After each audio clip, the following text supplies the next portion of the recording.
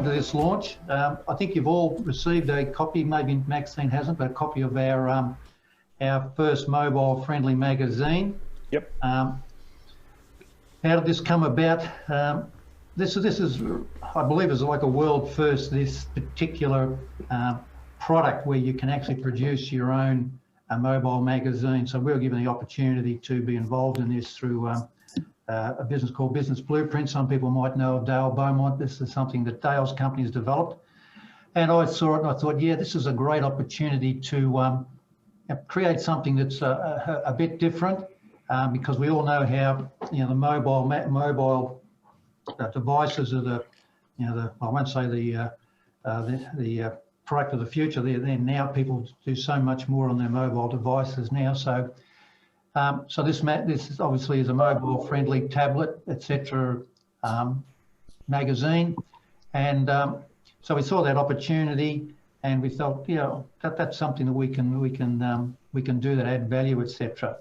So, firstly, once again, thank you all for coming.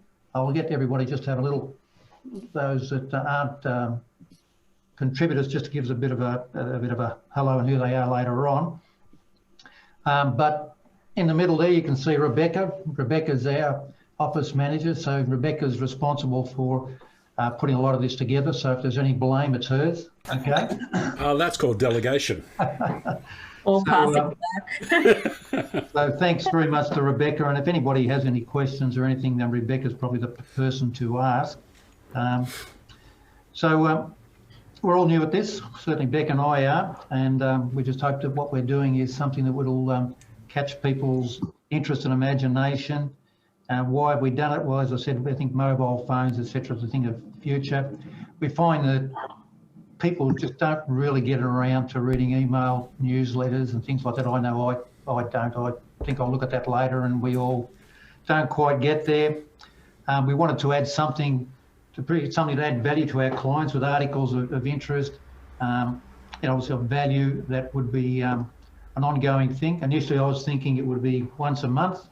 After the first one, I decided once a quarter will be enough.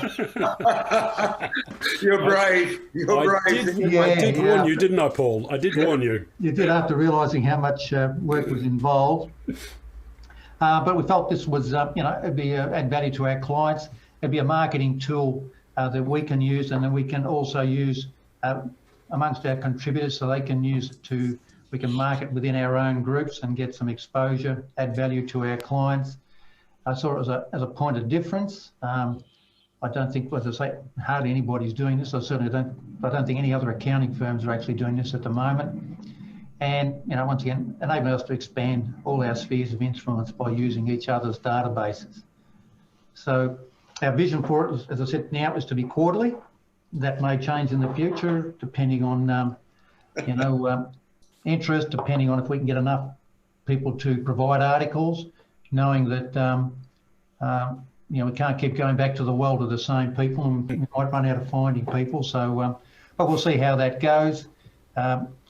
We want the articles to be relevant at the time, and this particular, our first edition, was pretty much based around issues that people who are going through COVID might face. So that was our thinking there. In the future, I want to incorporate a segment called Timely Tech, and I'm pinching that from Dale Beaumont because they have a Timely Tech session each quarter. So what I want to do is pick out a few of those little tech apps or programs which I think may be of value to people, so include some of those. I know I find that segment really interesting, so I thought I'll pinch that. We may have some advertising opportunities or opportunities for people to promote products or services going forward. So that's something we hope to develop. What I'll be looking for, obviously, is feedback from everybody, and you guys in particular, as to what we could do better, any future ideas, etc. So certainly feel free to come back to us with those. Now, firstly, next I would like to introduce our panel of contributors. Does everybody see the cover of the magazine? Yep. Judy is a former owner of an award-winning accountancy practice. She's a free thinker, a highly sought-after speaker, commentator, business consultant and coach, And we're very, very lucky here at Think Accountants to have her as our coach. So, Judy, I just want to ask a couple of questions. You talk about the power of harnessing the power of intellectual capital by having a sounding board of at least 3 people to utilise before making a significant decision. Can you give me an example of how this concept's being used by businesses, and what's the one thing that we need to do to ensure we get the most value from our panel? Okay, yeah, thank you. Yes, the panel of 3, I call it, because 3 is a good number. Our brain can deal with 3. But a great example of the panel of 3 is what we call a client or a buyer advisory panel. So as a result of this pandemic, we know and we can see that our buyers' behaviours have changed quite significantly. And it's important that we understand this behavioural shift, and adjust our position accordingly. Otherwise, we won't remain relevant in our marketplace. We need to get really clear on what people want to buy, why they want to buy, how and at what price point. We need to understand that the desired buying process, both logistically and emotionally, and what that looks like. So the best way to do this is to ask our buyers and our prospective buyers questions.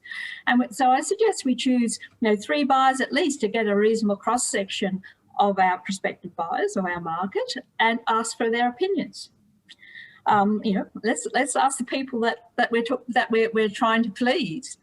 And when we're talking about opinions, the other part of the question, Paul, was what is the one thing that we need to do to ensure we get most value out of the panel? Yep. And it seems really, really simple, but the answer is to listen for meaning and listen without bias. Too often people listen with the intent to reply, and to justify their position rather than to become even more curious about someone's different opinion. So the whole idea of the panel is to gather opinions and insights from others who have a different life experience and a different worldview. And in the case of our buyers panel, that are representative of our market. So me and me alone may not represent my ideal client. So my opinions may in fact be absolutely irrelevant. So we need to be open, we need to be curious and prepared to have our blueprints disrupted. And that is the power of engaging the intellectual capital of a panel of people. And in this case, I was talking about our buyers or our clients. Okay, fantastic. Thanks, Judy. I think there's a lot we can all take away from that. I'm fortunate enough to have people with a lot of knowledge and experience around me, particularly in our B&I group. So it's always great to be able to take advantage of those people, of their knowledge and experience. Well, I know just the intellectual capital in this Zoom room alone is quite significant. Correct. Okay, now next I'd like to introduce Robert Rich. Robert's an award-winning financial planner with a passion helping helping people with little wealth achieve financial freedom. Robert, you mentioned in your article that we're all living longer, and this poses a real risk that retirees' money will run out before they pass away. It sounds very familiar. Most of my clients are more worried about share market crashes, and so they keep a lot of money in cash. What options are available to retirees who want to avoid share market crashes, but also get a better return than money in the bank? Yeah, well, thanks for having me, Paul, and a great initiative. So yeah, a real treasure to be involved. Thank you. Well, yeah, I think people need to remember that investing doesn't have to be risky. There's such a thing as a defensive asset class, and when we're building portfolios for our clients, we're certainly, I guess, looking to invest their money to get them some growth, but by taking as little risk as possible, right? So, we love to build these conservative investment portfolios for our clients, and quite often it's pre-retirees or people that are retired that have sufficient wealth to retire. They don't need to take any risk anymore, and so we can look at more defensive options, like bonds and infrastructure and property and so on and so forth, so they're not involved in this volatility and the up and the down, of course, that we saw in March earlier this year. If you remember, the market dropped 25% in 2 weeks. So my phone was running hot, and and hopefully all of your clients maintain to keep their cool and have held on. And now we see everything's kind of back to where it was. So if you were hibernating like a bear from February through till about now, you'd wake up and you'd be like, what COVID? Like your share portfolio wouldn't have been affected if you didn't touch it. So, we love to build these conservative portfolios. And what's great about them is that they're tracking on average, about 6% per annum. Okay, so certainly a lot better than a bank. I got a text from a friend today that AMP term deposits are running at 0.5% now. So very generous of them to offer such a generous rate. So about 6% per annum for these conservative portfolios. And what's great and what I love about them is that in a really terrible year, so if you think back to maybe the GFC where the share markets dropped about a third, this conservative portfolio getting about 6% per annum only lost 2% in that year, right? So it's pretty boring, but that's okay, It's certainly not the type of investment you're going to be bragging to your friends about at the barbecue, but it doesn't have to be exciting when you're getting close to retirement. Yeah, so I'd say to look at things like that and definitely, I guess, having pulled like big amounts of money in cash or in term deposits is really, it's going backwards every year when you take into account inflation. Sure. Okay, thanks, Robert. I know that a number of my clients, I think, have come out, I think mainly because I'm too afraid to do anything. So that was probably a good strategy in the end. Yeah. Excellent. I'd like to hear it.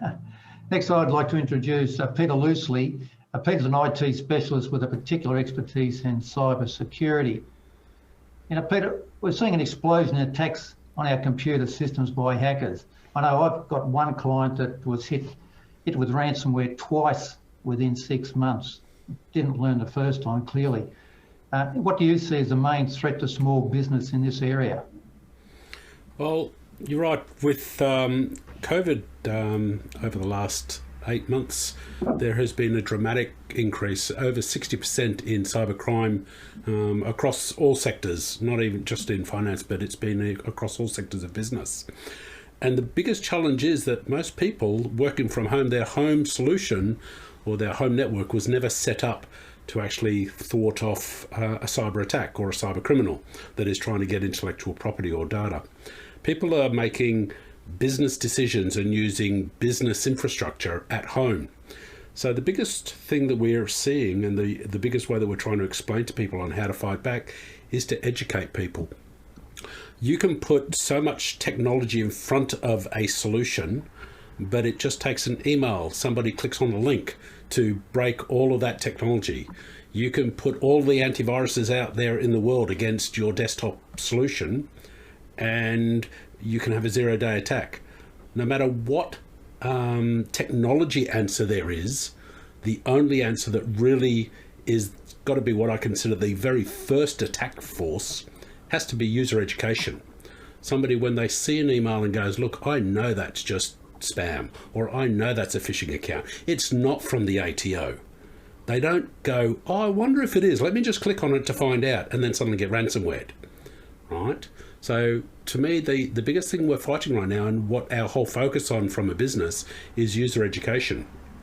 We started, part of obviously our endeavour was to be involved in this article magazine, so we could try to give people a little bit of free advice.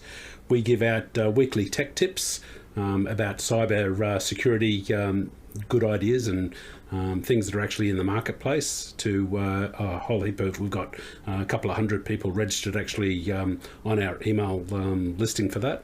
I do regular webinars for IPA and CPA discussion groups on good practices, and every single one of them starts with the Essential 8, which I don't know if many people are probably aware of, but the ATO and the government actually has what they consider an Essential 8 security tip, and number one is user education. So that's our focus. All right, thanks, Peter. Yes, I can attest that. I know when we were looking at, when COVID hit and we were looking at people working from home, while I'd sort of been concerned a bit about cyber security, I was introduced to Peter by Gary Shaw. Gary's a part of our audience tonight. And Peter came in and did a complete cyber security analysis, etc., for us, and discovered a number of areas where we were prone. So I can certainly recommend that that's something that small businesses should do, particularly if particularly, but not only, but if you've got particularly if you've got people that are now home-based workers, that I think it's essential. One thing I'd probably also point out, Paul, and this is not a disparage on your own system. Most people have an IT person looking after their system, or they've got a friend who's got some idea about IT. And what I try to explain to people is these people are not cyber specialists. Now, Paul actually does have a managed service provider. There is a message for you. And we actually do know the managed service provider that Paul actually had, and we invited him into the process. And they were fairly confident, I think you'd agree, Paul, they were fairly confident that their systems were secure, right? And it was only actually in the process that we went through that they suddenly realised, yeah, there were actually holes that they were not aware of. No, correct, and they were actually very, very welcome of understanding and learning that. So it was a great exercise. Thanks, Peter. Thank you. Our next contributor is Simon Fox. Simon's a specialist in fitness, massage, and the allied health industry.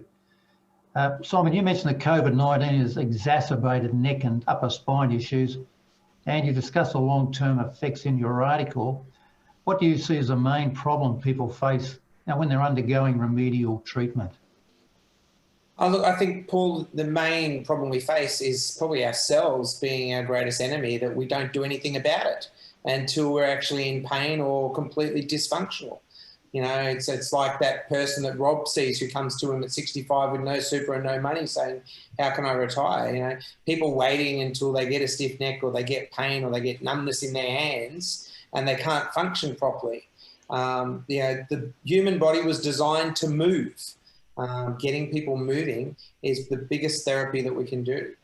So, you know, everything we do in life now is in this position and, you know, improving those sorts of things by moving. We heard Judy's reminder to finish work and stand up, I think, at the end of her day, and having those stretching breaks and those sorts of things are an essential part of actually adding those parts into the day. So making sure that we move, we stretch, we mobilise, we move, and we look after our health would be, you know, that's where most people are falling down. They're just not doing that.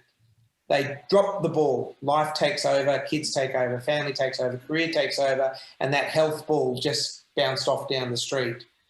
And unfortunately, it usually bites them in the backside when they're in their mid to late 40s, and then people are becoming reactive. So, yeah.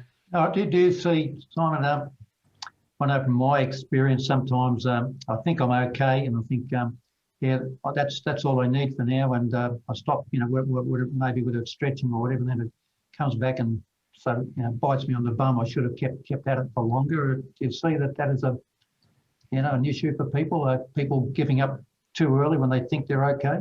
Yeah, unfortunately, our healthcare model tends to be reactive. If I'm in pain, I'll see someone. And I guess what we try and teach people is there's 3 stages. There's the treatment phase when you're in pain.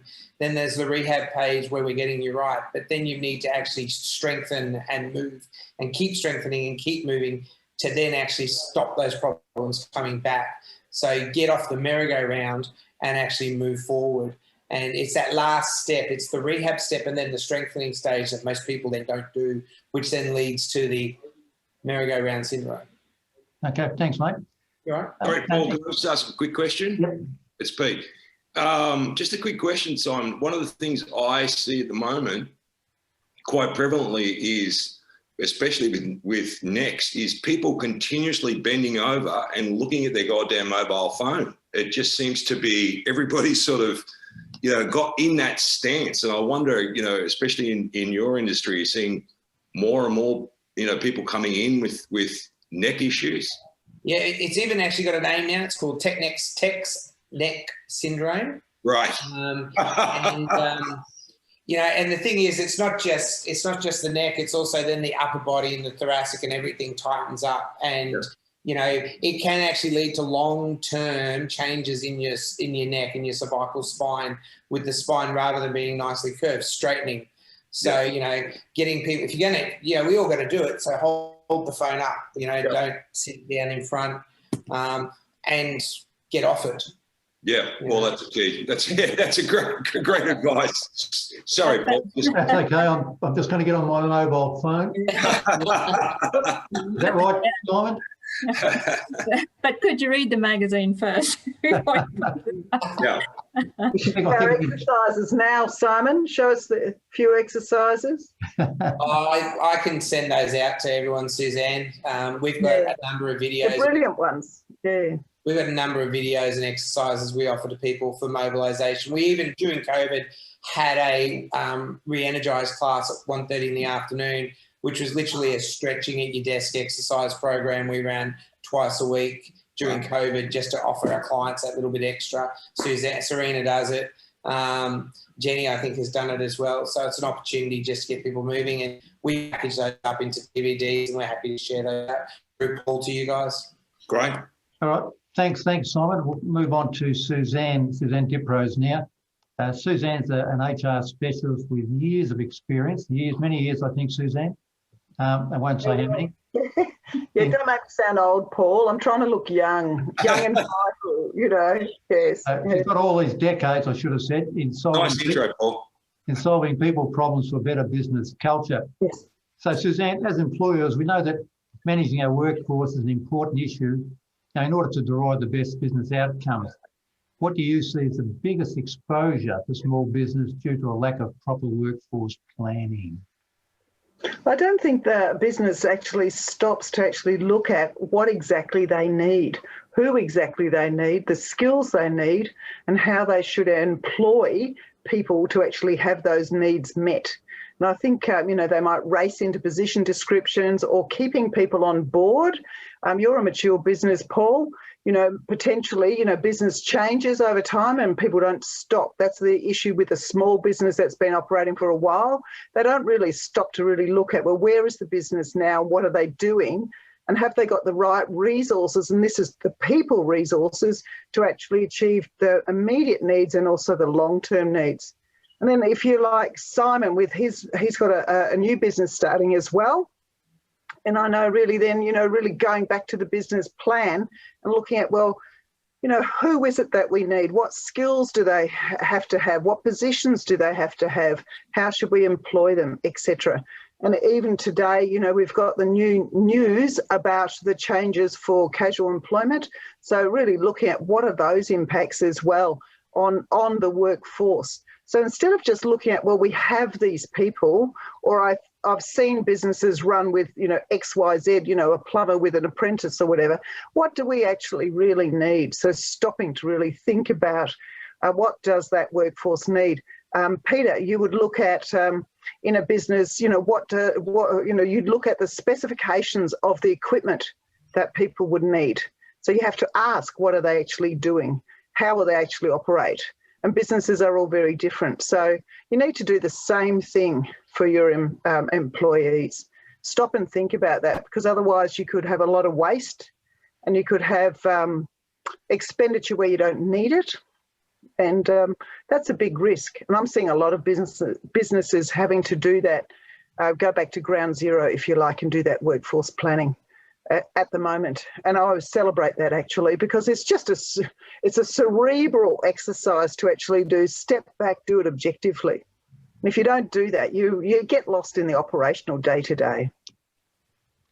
Yeah, I couldn't agree more, Susan. I see that in small, medium businesses where people just often they don't know what they don't know, and and they they don't know to some extent just what the effect of their workforce really is. So so it might go back to Judy's business planning and that side of things, and really looking at, well, what is it the business is trying to achieve, and then really looking at, well, who, what, when, how is that going to be achieved by people.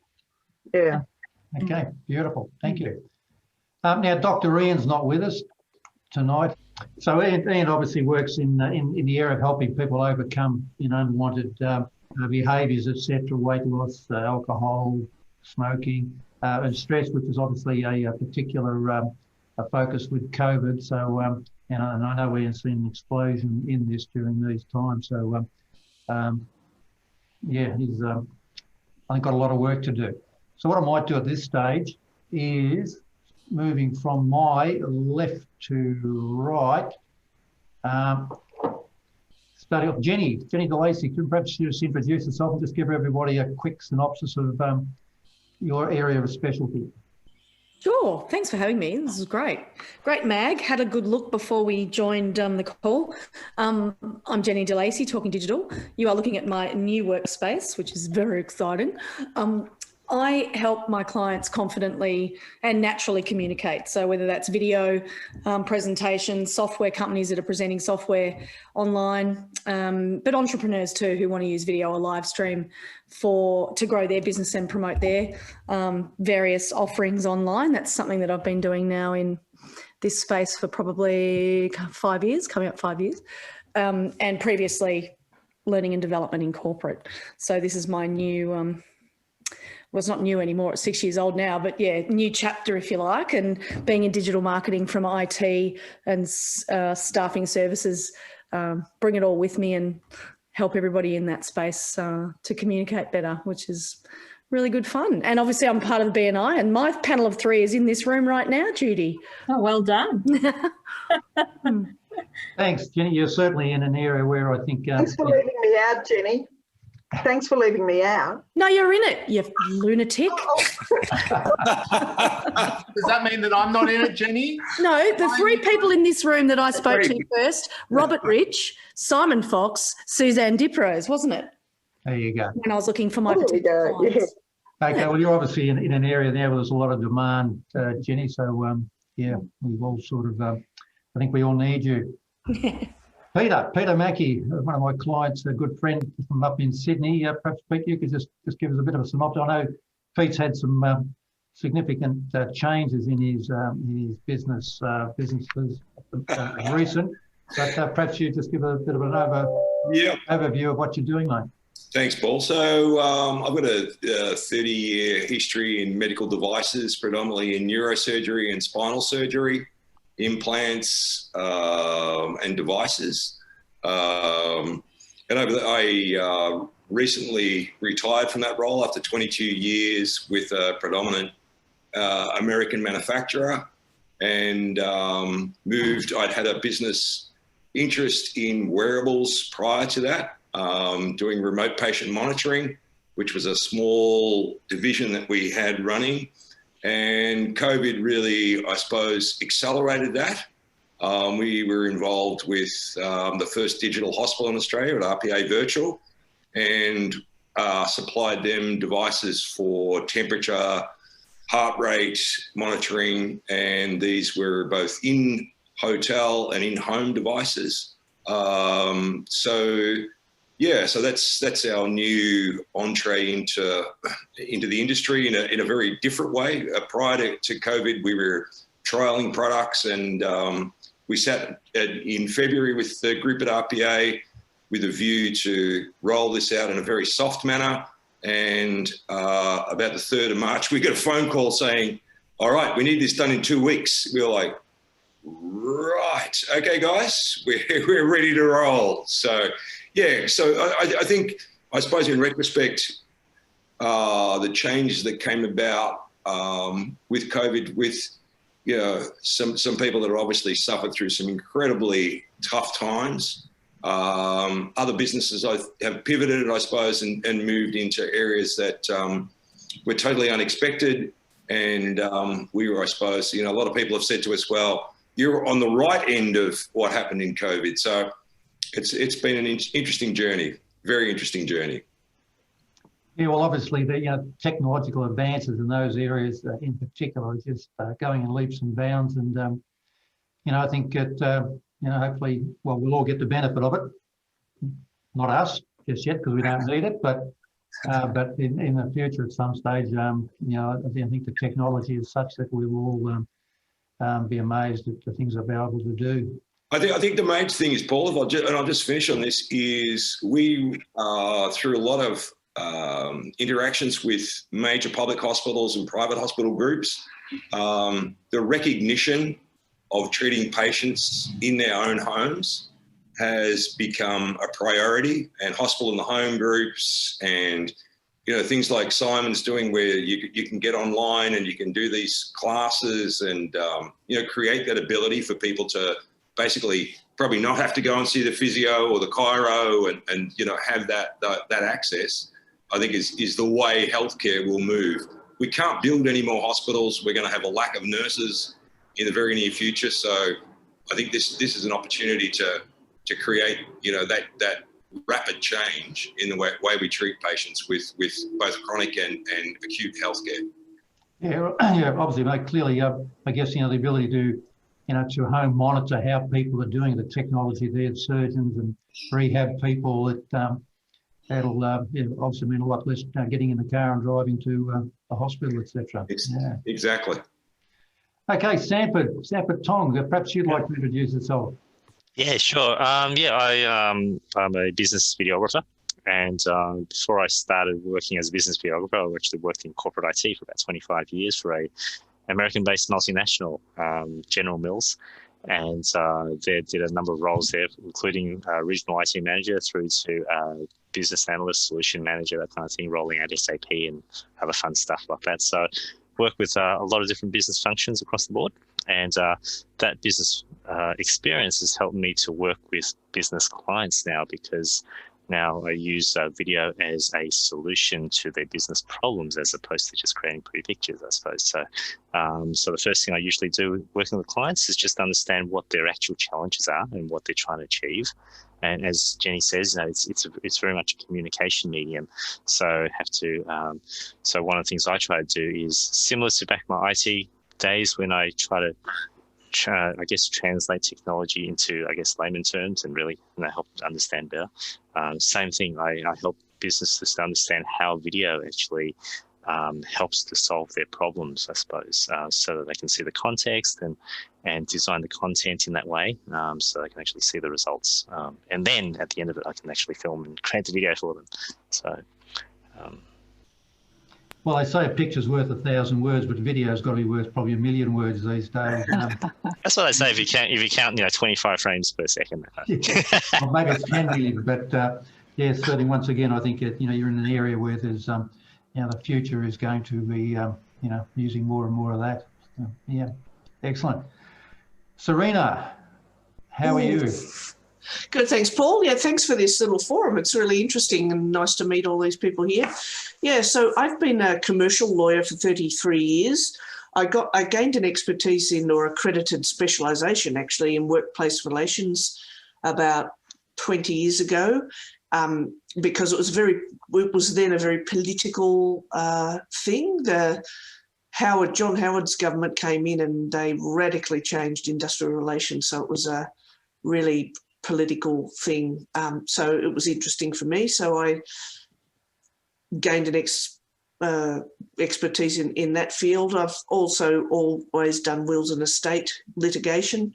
But essentially I'm a commercial lawyer and have been since day one, and I had a great start in a small legal firm that meant that from day one I was doing really interesting commercial work rather than photocopying stuff and delivering packages in the city like most article clerks did back then. So I'm just really passionate about small business. I think it's the engine room of the economy, obviously. We pay more taxes, we employ more people. I think we're often missed out, and the big end of town gets talked about all the time. But I suppose my passion is to make sure that the small end of town has the advice and the service that they need, and from the people here in this room, it's great to see them all, how passionate they are about that as well. And I know you are, Paul, too. Of course, and while none of us want lawyers, we all need them, and we particularly need the good ones like you, Serena. So hang in there, and I've got more work coming your way too, so don't go away. Lawyers are actually Excellent. lawyers are a lot like IT. They only actually get used when people have a problem. Yeah. And so you need a good lawyer before you need one, yeah? Yeah, but it's like a dentist. Like if you don't go till you've got a great gaping hole in your tooth, it's a little too late then, isn't it? Yeah. Yep. So, Same with HR. Yeah. People don't reach out until there's some agony point. So Gary Schulich, introduce yourself and tell us a little bit about what you're doing, Gary. Thanks, Paul. So I'm part of the Business Marketplace Global, the greatest connector on the planet. Why do we say that? Unlike a lot of networking groups that do a great job and leave people to their own devices, I take on my responsibilities to facilitate the connections and bring people together. So firstly, I want to say hi to Serena. It's good to see. I haven't seen Serena for many a year. Hi, Serena. She's not there. Okay.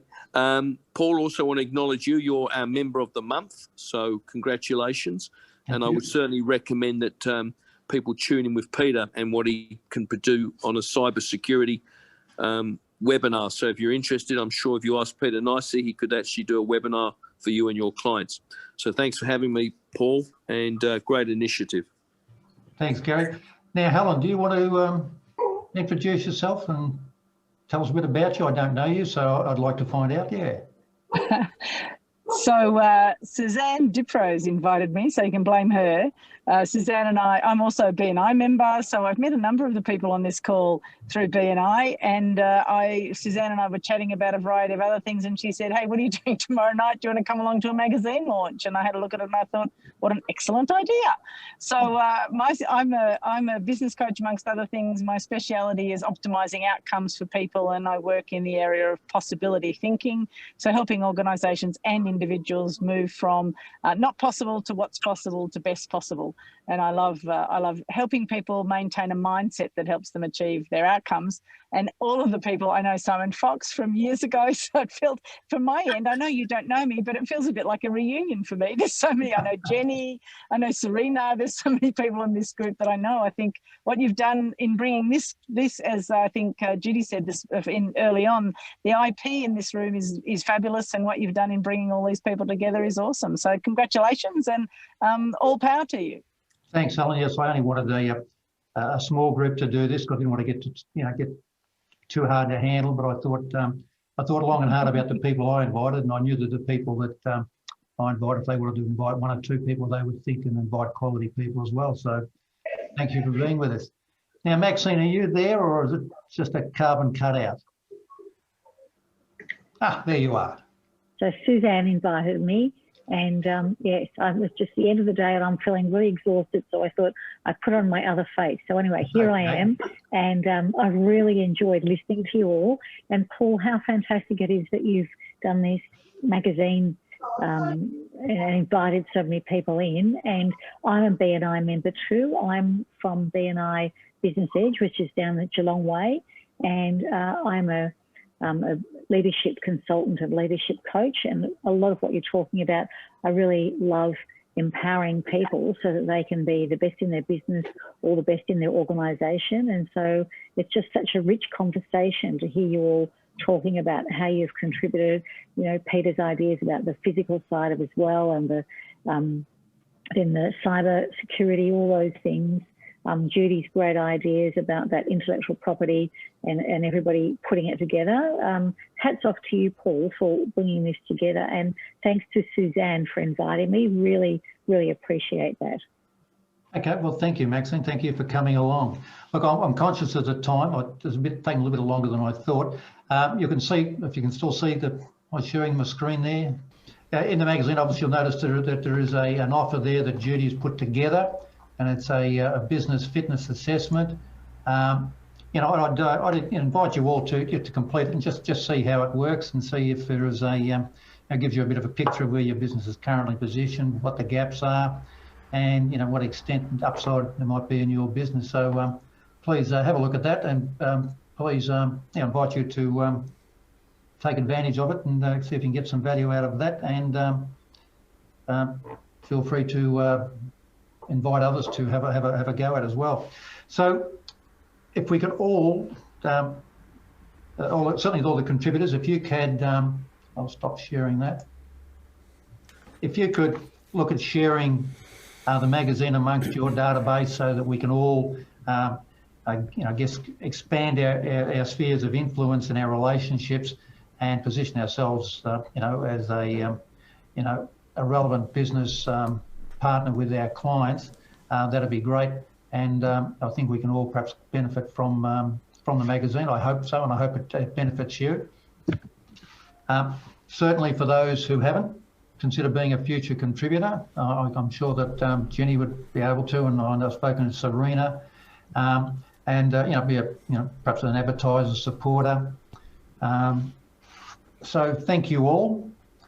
Post-launch, I will send out a survey of 3 to 5 questions just to to get an idea what you'd like to read about, etc., etc. If anybody wants to exchange any, if there's something they thought of, hey, I'd like to talk to Peter. It's a bit hard to hand business cards around in one of these things, but if you want to send me an email or through whoever invited you, if you think there's somebody you'd like to have a chat to, certainly feel free to do so. So once again, thank you all for coming. I'm really excited and looking forward to what we can do with the magazine and how we can all benefit from it. So please feel free to offer any criticism. That'll go to Rebecca. And any ideas, any thoughts, any anything, because I say this is our first one. We're learning as we're going along, and I'm sure we can make it bigger and better going forward with everybody's input. Careful, Paul. If Rebecca chooses the pictures, you might have a picture of you that you wouldn't want in the next magazine that might pop up. Cover stuff, Paul. Cover, yeah, because you're worth it, Paul. It might be cover up stuff, Paul. Who knows? Get your own back, Rebecca. And look, if you think we need to introduce some more humour in there, I could probably tell a couple of jokes. So just let me know. If you think that would be appropriate. Dad jokes, yeah. Pass it to me, Nice to meet you. Okay, thanks, guys. I've sort of run over a little bit, but really appreciate you all attending, and we'll certainly send out some stuff in the next day or so about sharing the magazine. Yeah. Best Okay. stuff, Paul. Thanks, guys. Best stuff. Thanks, everyone. Thanks, everyone. Great job. Bye. Bye.